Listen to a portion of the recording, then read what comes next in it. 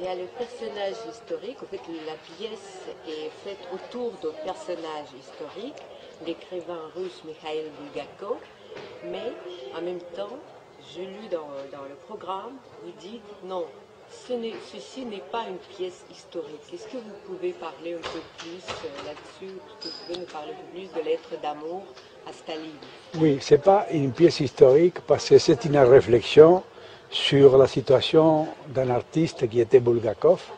Bulgakov a été un personnage, un auteur très célèbre comme romancier, comme dramaturge, non seulement en Union soviétique, non,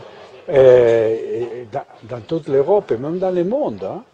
Et, par exemple, son roman Le Maître et Marguerite a été traduit dans toutes les langues, et bien que pas, malheureusement, lui, il travaillait sur la satire, c'est-à-dire qu'il travaillait sur la grande tradition du théâtre russe, en somme. Hein. Mais la satire a été très mal vue pendant l'époque soviétique, surtout à partir de la mort de Staline, de Lénine. C'est le problème de Bulgakov en particulier, mais la pièce pose une question entre les rapports entre les pouvoirs et les artistes, et l'art. Donc c'est là où il y a une manipulation, et c'est là où effectivement le pauvre Bulgakov n'avait pas de chance, parce qu'il imaginait qu'il était rentré dans un système qui était un système ouvert, un système qui pouvait accepter la critique, etc.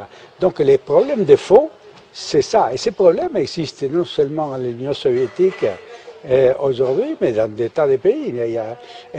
En France, on parle toujours des rapports entre Molière, par exemple, et Louis XIV. S'il n'y avait pas eu Louis XIV, Molière n'aurait pas pu écrire ces pièces, parce que la cour détestait Molière, justement parce qu'il se reconnaissait dans les fantoches des personnages qui dessinaient Molière.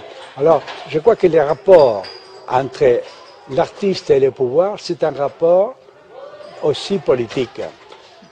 Et politique, et en même temps, c'est un rapport qui se prête, qui se pose dans n'importe quel type de régime, où l'abus vient généralement des pouvoirs, hein, le pouvoir qui n'accepte pas la critique ou qui fait appel à quelque chose de terrifiant qui est la censure. Donc c'est ça que je trouve des grandes actualités. Ce n'est pas historique.